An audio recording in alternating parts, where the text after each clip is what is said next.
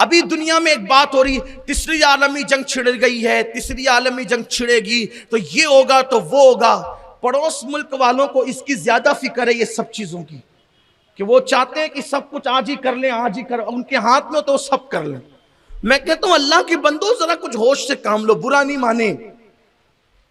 तीसरी आलमी जंग होगी तो होगा क्या, होना क्या, दूसरी और पहली में क्यों हो क्या गया जो आज हो। जिसकी मौत लिखी थी जंग नहीं होगी तो भी वो मरेगा, और जिसकी नहीं लिखी थी वो नहीं मरेगा। ये आपका अकीदा होना चाहिए। कोरोना में कितने गए, कोई मस्खरा कह रहा था, मैं नहीं कह रहा हूं, कि लोग होलसेल में गए, ऐसा लोग कह, लेकिन मैं ऐसी बात नहीं करूंगा, इसलिए कि उलमा में मौजूद है, जिम्मेदार है, ऐसी बात नहीं की जा सकती रिटेल और होलसेल की। लेकिन उसकी बात का मतलब मैं ये समझा कि लोग होलसेल का मतलब जो एक साथ ढेर सारा वो लेते ना माल, तो इतने गए, आप क्यों बच गए, मैं क्यों बच गया। लोग कोरोना में मरे, आपको नहीं हुआ था कोरोना। कुछ तो ऐसे थे जिनको कोरोना हुआ उनको खबर ही नहीं हुई कि हो गया, गुजर भी गया, बीवी भी पास रही, बच्चे भी पास खेलते रहे, कुछ नहीं हुआ। मौत नहीं लिखी थी, आप नहीं गए, जिनकी लिखी थी, जिनको कोरोना नहीं भी हुआ वो चले गए।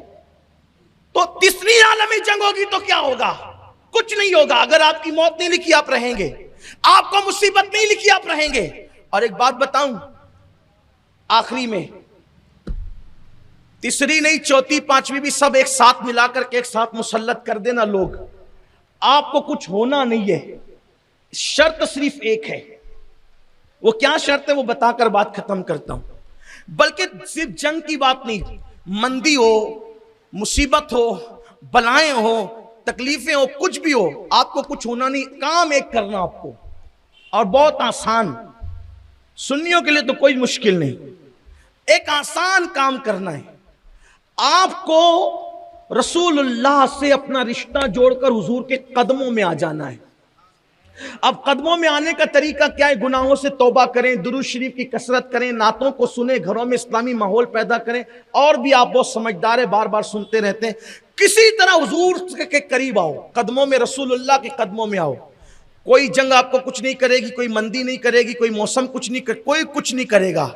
आप कहेंगे ये क्या बात हुई, मैं कहता हूं कि मैं आपको समझाता हूं, देखिए आप उसको समझें बहुत तवज्जो से। माएँ और बहनें भी मौजूद हैं, अपने बच्चों को हुजूर से करीब करो, अपने शौहर को हुजूर से करीब करो, अपनी बच्चियों को आकाए करीम सल्लल्लाहु अलैहि वसल्लम के करीब करो।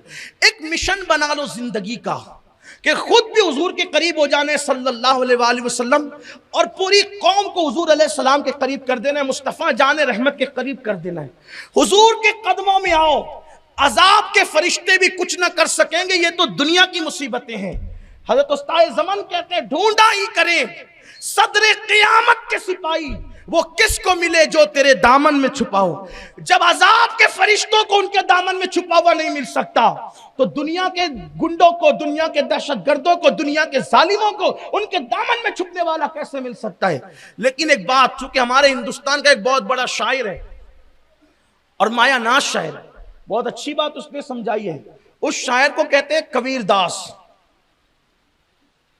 कबीर दास ने एक फलसफा बताया, जो मैं शेर पढ़कर नहीं बल्कि उसको अपने अल्फाज के जामे में बता रहा हूं। कबीर दास कहते हैं कि चक्की होती है चक्की,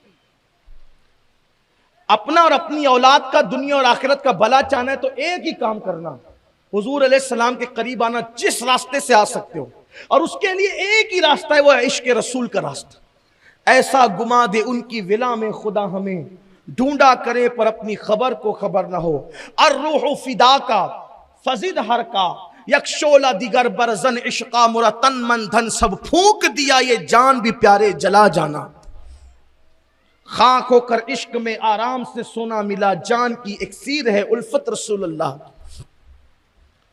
कबीर दास कहते हैं चक्की होती है चक्की, चक्की कभी देखिए, घरों में पहले होती थी, अभी नहीं होती घरों में, अब बाहर होती है, लेकिन देखना फर्क ज्यादा नहीं है। पहले की चक्की हाथ से चलती थी, अभी की चक्की पावर से चलती है, बस इतना ही फर्क है, ज्यादा फर्क नहीं। तो जो चक्की होती थी घर में, उसमें ऊपर डंडा होता था, और दो पार्ट होते थे, ऊपर और नीचे दो पत्थर होते थे, ऊपर डंडा और बीच में एक लोहे की सलाख होती थी, कील होती थी लोहे की।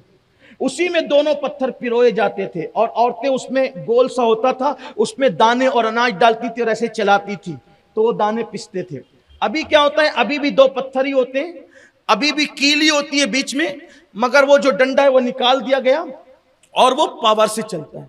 बस फर्क इतना ही है और कोई ज्यादा फर्क नहीं। कभी जाके गौर करना, देखना, चक्की वाले को बताना, पूछना कि कैसे चलती है चक्की।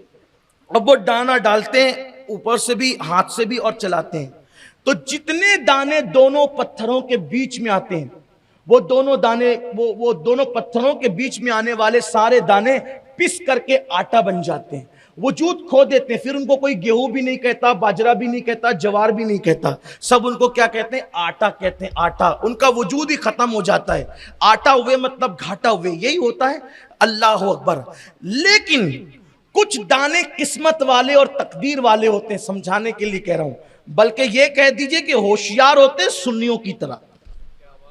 वो क्या करते हैं कि जब उन दानों को डाला जाता है चक्की में तो वो पत्थरों के नीचे जाने की बजाय वो हो जाते हैं कील के करीब, वो हो जाते हैं कील के, वो जो कील है ना मरकज, उसके करीब हो जाते हैं। तो पावर की चक्की चले या हाथ की चक्की चले, वो दाने करीब रहने वाले, कील के करीब रहने वाले, वो पत्थरों से पिसते नहीं।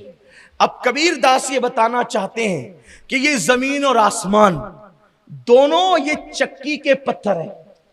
जमीन एक पत्थर और आसमान दूसरा पत्थर, और ये इंसान, ये इसके अनाज है। तो जब अल्लाह की ये चक्की चलती है जमीन और आसमान वाली, तो कभी कोरोना में लोग पिसते हैं, कभी जंगों में लोग पिसते हैं, कभी मंदी में लोग पिसते हैं, कभी बलाओं में लोग पिसते हैं, मुसीबतों में। लेकिन कुछ होशियार लोग होते हैं जो कील के करीब होते हैं। अब ये कील क्या है, ये कबीर दास ने नहीं बताया, लेकिन आप मुझसे सुने, मैं बता रहा हूं। हमारे अकीदे में वो चक्की का जो कील है वो साहिबे गुंबदे खजरा मुस्तफा जाने रहमत है। वो मरकज है, वो महवर है, वो बुनियाद है। और ये जो दुनिया की चक्की चल रही है उसमें जो कील और मरकज है मुस्तफा जाने रहमत है। तो ये जो चक्की चलती है, जो रसूलुल्लाह के करीब हो जाते हैं, अल्लाह उनको मुसीबतों से और बलाओं से महफूज फरमा लेता है। बस हुजूर के करीब आने की जरूरत है। हुजूर अलैहिस्सलाम के, अब हुजूर अलैहिस्सलाम के करीब कब आओगे, जब तक के दाढ़ियां मुड़ाना नहीं छोड़ोगे। दाढ़ियां मुड़ाना नहीं छोड़ोगे, तौबा नहीं करोगे, उस वक्त तक के हुजूर के करीब नहीं आ सकते। दाढ़ियां रखो चेहरे पे, हुजूर अलैहिस्सलाम की सुन्नतों को जिंदा करो। घर में फिल्मों का माहौल होगा, सीरियलों का माहौल होगा, गानों का माहौल होगा, घर की फ्रिज के अंदर शराब रखा हुआ होगा, हुजूर अलैहिस्सलाम के करीब नहीं आ सकते। अगर हुजूर अलैहिस्सलाम के करीब आना है, गुनाह छोड़िए, दिल को पाक कीजिए, देखना फिर हुजूर के जलवे कैसे नमूदार होंगे। और आज की